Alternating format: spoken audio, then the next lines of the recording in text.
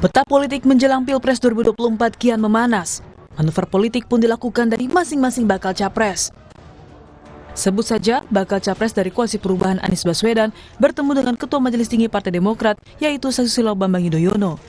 Pertemuan itu membahas masa depan Koalisi Perubahan dan pencalonan dirinya sebagai bakal capres sekaligus strategi pemenangan pemilu 2024. Mendengar juga bahwa Demokrat dan PKS ini sama ya, pandangannya bahwa kunci kita salah satu utamanya memang adalah dalam waktu yang tersedia ini kita segera mengejar, membangun tim yang solid, ya, membangun tim pemenangan, memastikan 3 mesin partai ini harus segera bekerja di seluruh pelosok karena kita tahu dibutuhkan waktu yang cukup panjang, cukup lama untuk bisa sosialisasi seluruh Indonesia.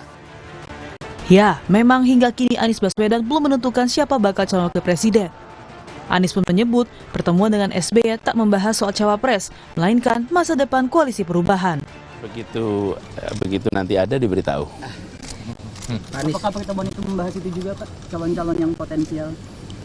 Sudah tidak lagi. Tadi tidak bicara nama, tidak bicara itu semua. Sudah bicaranya lebih ke depan, yaitu tentang apa langkah-langkah ke depan. Jadi kami merasa bersyukur bahwa Koalisi Perubahan untuk Persatuan ini guyup, solid, dan insya Allah ini menjadi penanda bahwa pesan kepada masyarakat semua kita mengikhtiarkan Indonesia yang lebih maju, yang lebih adil, itu diselenggarakan, diusahakan secara serius oleh koalisi 3 partai ini. Sementara PDI Perjuangan menggelar konsolidasi pemenangan di Semarang, Jawa Tengah. Dalam orasinya, bakal capres PDI Perjuangan Ganjar Pranowo memastikan akan mendobrak segala hal yang menghambat kemajuan negara. Ganjar memastikan siap berjuang untuk pemilu 2024 dan akan menyeruduk semua sekat yang menjadi penghambat kemajuan negara. Jangan sampai pedot oyot, jangan sampai perjuangan yang kita lakukan ini tercerabut dari akarnya. Karena itu saudara-saudara sekalian, mulai hari ini akan kita seruduk sekuat-kuatnya sekat-sekat penghambat kemajuan negara. Dan ingat, 170 hari lagi perjuangan kita akan menentukan nasib bangsa dan negara. Di sisi lain, Ketua DPP PDIP Puan Maharani juga menambahkan mengenai bagaimana Ketua Umum PDIP Megawati Soekarno Putri yang menjaga dan menyayangi kadernya, terutama kepada Presiden Jokowi. Ketua Umum kita, Ibu Megawati Soekarno Putri, selalu memberikan perhatian, menyayangi, dan menjaga kader-kader partai yang setia pada perjuangan partai. Apalagi kecintaan Ketua Umum Ibu Megawati Soekarno Putri pada kader terbaiknya, yaitu Presiden Jokowi. Karenanya, jangan biarkan soliditas partai diusik oleh mereka yang hanya ingin memecah belah atau mempertentangkan Ketua Umum Ibu Megawati dan Presiden Jokowi. Hingga kini peta politik cenderung tetap dari komposisi koalisi hingga elektabilitas bakal capres.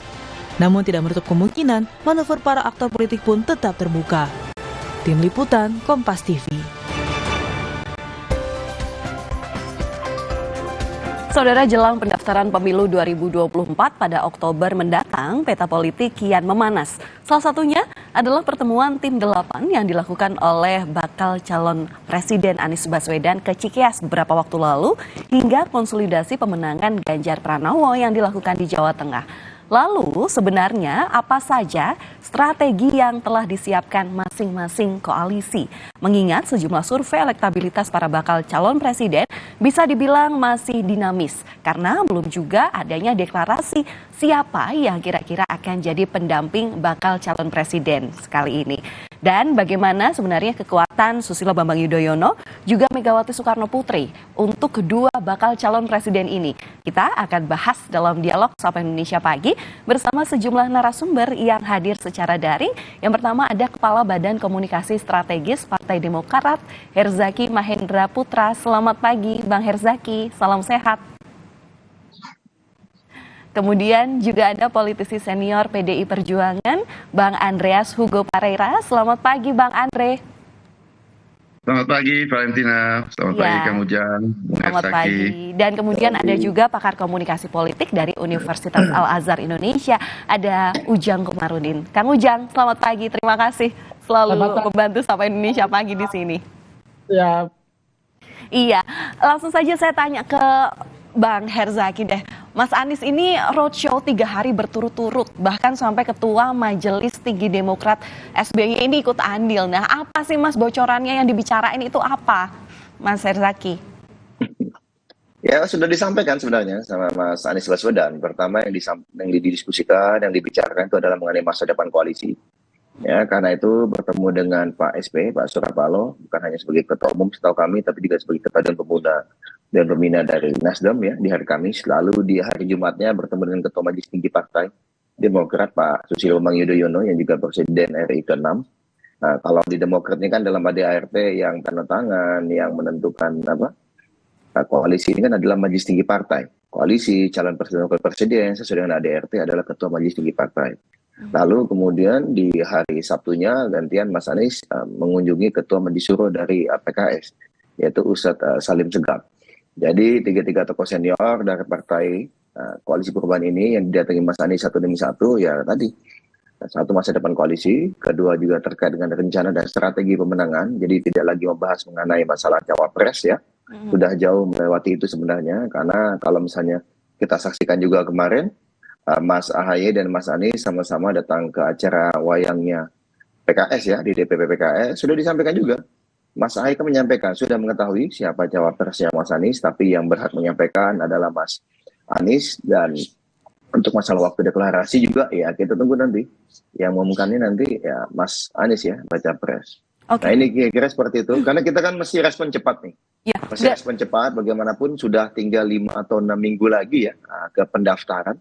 Koalisi perubahan sudah 1 tahun berkomunikasi, kemudian sudah 6 bulan kita deklarasi Mas Anies secara bersama-sama, dan tinggal 5-6 minggu ini.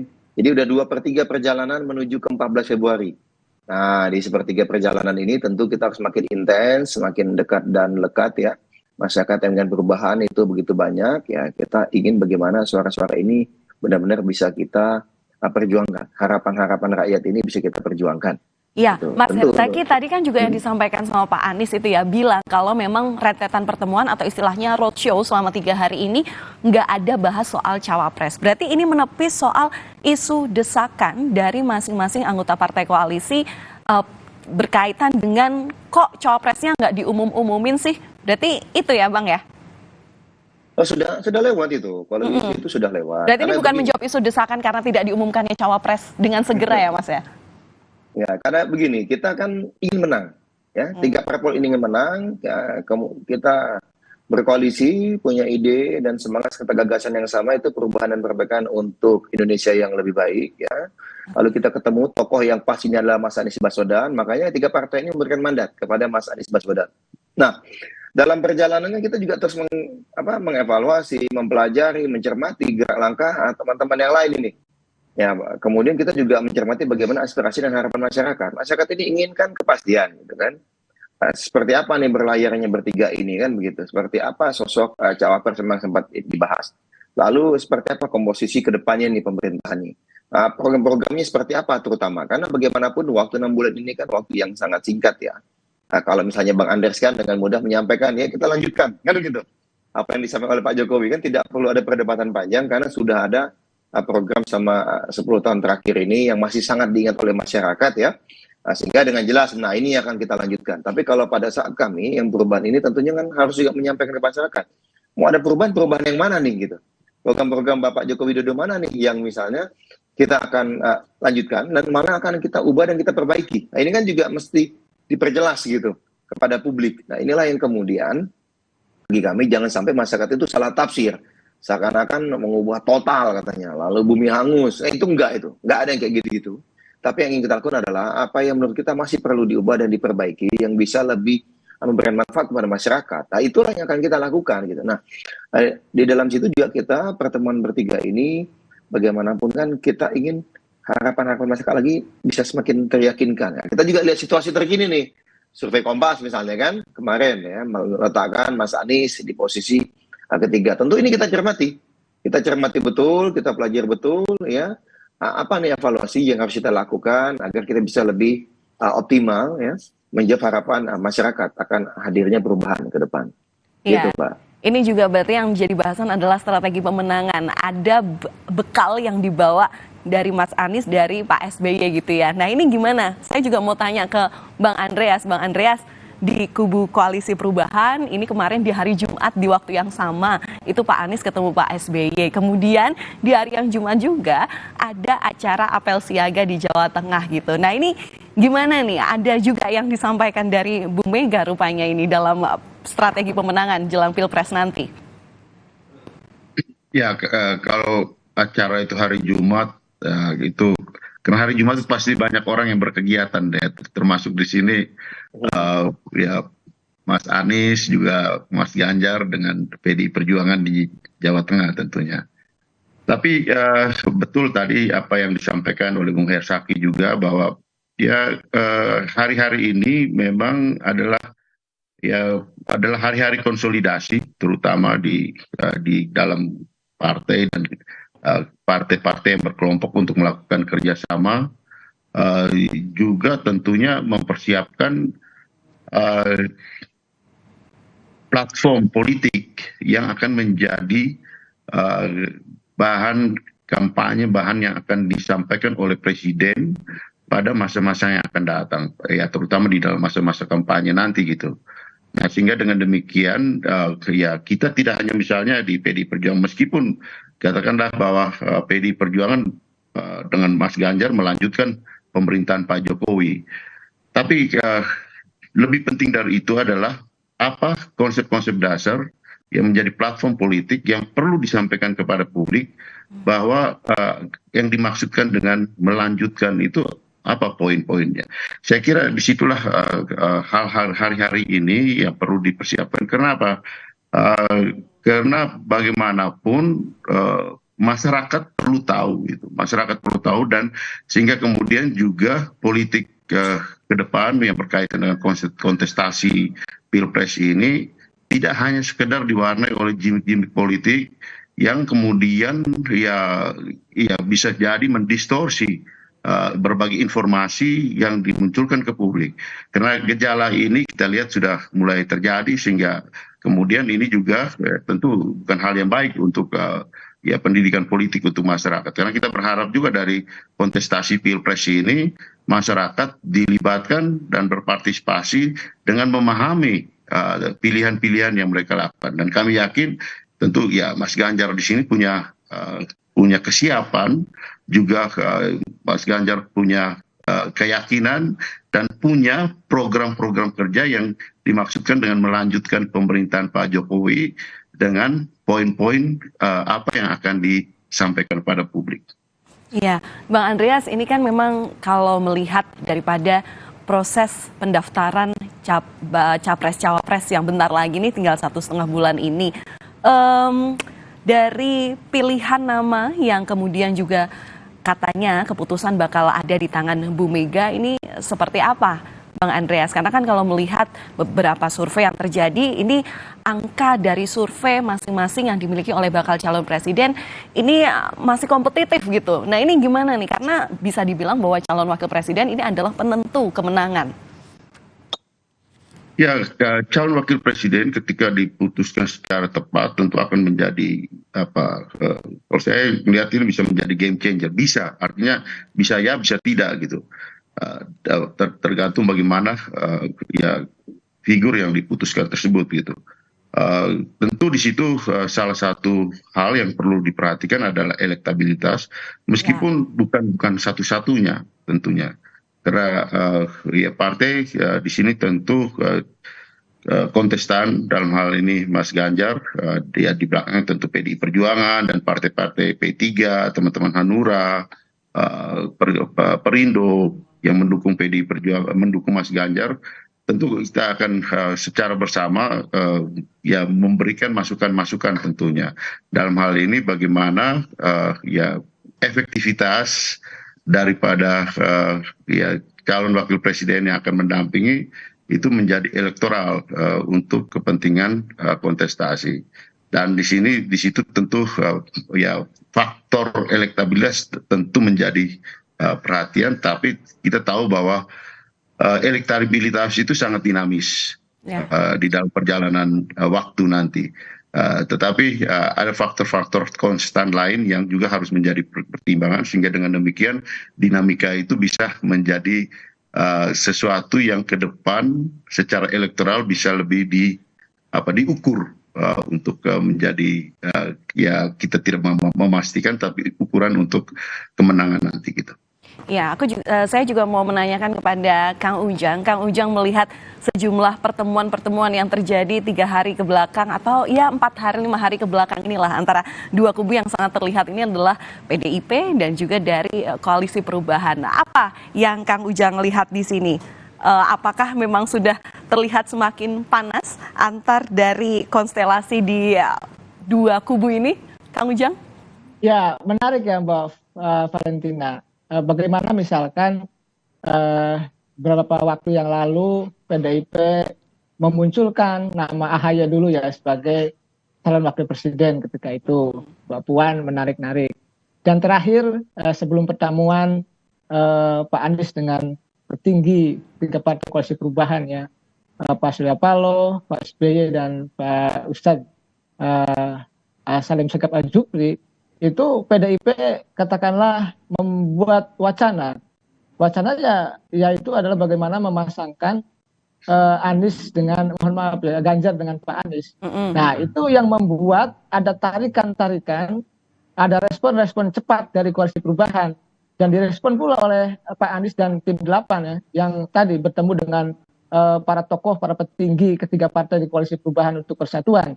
Nah saya melihat bagaimana formulanya adalah mensolidkan kembali, karena kelihatannya tadi sudah mulai digoyang-goyang di detik akhir ya, karena ini bagian daripada bagaimana respon yang cepat dari Koalisi Perubahan untuk membentengi gitu ya, membentengi Koalisi Perubahan agar tadi tidak ada dalam permainan wilayah orang lain. Ya tentu di politik ya, garisnya harus garis lurus, garis loyalitas, garis kesetaraan, garis persatuan. Karena bagaimanapun kalau ingin menang tadi yang dikatakan oleh Bang Herzaki, maka ya harus solid dulu, harus kompak dulu, harus bersatu dulu. Karena tidak ada kemenangan yang dilahirkan dari, mohon maaf, dari perpecahan, dari ketidakkompakan. Di mana-mana apapun koalisinya, apapun formulanya, apapun strateginya, ketika solid, ketika kompak, maka itu sudah menjadi bagian daripada setengah kemenangan. Oleh karena itu saya melihat dan mengamati ya dinamika hari ini sangat kencang ya, sangat cepat. Maka tadi dibutuhkan rasionalitas politik, dibutuhkan realitas politik untuk bisa tadi ya merespon isu-isu di tengah-tengah masyarakat. Karena bagaimanapun dalam politik Mbak Valentina ya, isu yang datang, isu yang hadir gitu ya, isu yang mengemuka atau isu yang muncul, kalau itu tidak direspon dengan cepat, itu akan menjadi sebuah kebenaran. Makanya tadi apa yang disampaikan oleh Pak Anies, misalkan bertemu dengan Pak Surya Paloh, Pak SBY, dan Pak Salim Segaf Al-Jufri, itu menjadi sebuah keniscayaan yang harus dilakukan. Karena tadi ingin memperteguh, memperkokoh sebuah koalisi yang sudah dijalin 1 tahun terakhir, jangan sampai goyah. Berarti Kang Ujang melihat ada ini ya, ada godaan-godaan yang bisa istilahnya memperuntuh gitu untuk ketergabungan di antar anggota partai koalisi. Ya, kalau saya sih melihatnya besar atau kecil ada ya. Bagaimana misalkan pasca PAN dan Golkar masuk Prabowo, lalu misalkan mohon maaf PDIP mengkritik keras ya Pak Jokowi gitu, mengkritik keras juga Pak Prabowo, itu kan menjadi sebuah indikasi dan sinyal-sinyal. Nah pasca itu pula memunculkan wacana ya untuk memasangkan Pak Ganjar dengan Pak Anies, itu kan muncul respon-respon itu, dan tentu ini bukan menjadi sebuah gimmick ya, saya melihatnya ini bagian daripada strategi-strategi yang dilakukan oleh koalisi-koalisi yang lain untuk bisa tadi ya menggoyang-goyang, menarik-narik terkait dengan koalisi perubahan itu. Dan saya melihat dinamika politik yang wajar, karena semakin mendekati hari pendaftaran maka semakin kencang pula isu yang dilempar, termasuk akan kencang pula serangan-serangan yang menerpa kepada semua kandidat, termasuk pada semua koalisi partai yang ada begitu. Ya, Mas Herzaki, boleh tanggapan sedikit terkait dengan analisisnya dari Kang Ujang. Ini benar nggak sih, apa emang pertemuan kemarin itu untuk menyolidkan dari koalisi perubahan sendiri? Ya itu salah satunya, karena bagaimanapun kan kita tahu ada muncul lalu wacana katanya Ganjar Anies. Lalu kemudian ada elemen masyarakat yang meresponnya dengan Sandi AHY. Nah ini kan kita juga harus menjelaskan kepada publik itu. Ya kan Mas Anies juga harus menjelaskan kan kepada para 3 pimpinan parpol ini ya. Sama-sama kita ambil langkah-langkah bahwa makin mendekati sudah 5 sampai 6 minggu menuju ke pendaftaran. Kita ini kan bergabung dan membentuk koalisi perubahan karena banyak sekali aspirasi dari masyarakat yang ingin perubahan. Ya kan? Nah kita nggak mau nih ada upaya-upaya sehingga terjadi karena ketidakpastian ini, lalu ada demoralisasi ya, dan juga migrasi pendukung masyarakat pendukung perubahan ini malah ke tempat-tempat lain gitu, karena ada isu-isu seperti ini. Wah, aduh kok Ganjar Anies saya nggak mau nih, nggak jadilah dukung Anies, saya kan nggak mau juga gitu. Wah ini kalau Sandi AHY, waduh ini Anies nggak jadi berlayar dong kalau gitu. Nah ya kita kan tidak ingin ada moralisasi, ada migrasi pendukung, apalagi ketidakpastian. Nah karena itulah pertemuan-pertemuan terus kita lakukan, termasuk diantaranya 3 pertemuan ini untuk mengintenskan, juga memberikan pesan yang kuat kepada publik. 3 partai ini sama-sama solid dukung Mas Anies Baswedan sebagai capres, bukan cawapres. Sebagai capres. Lalu yang kedua ini yang ditemu ini kan yang semua yang kalau sesuai ADART masing-masing partai ini yang menentukan dan memimpin rapat gitu, utama gitu kan dalam untuk siapa capres cawapres dan juga ke koalisi mana akan berlabuh atau membentuk koalisi dengan siapa kan begitu. Nah ini memberi pesan yang sama, juga 3 partai ini setara dan sejajar dan semua solid. Nah inilah yang pesan yang ingin disampaikan ya kepada publik gitu, karena bagaimanapun situasi ketidakpastian ini kan semakin mendekati pendaftaran ya. Tadi lagi-lagi kita akan memberikan kepastian kepada publik.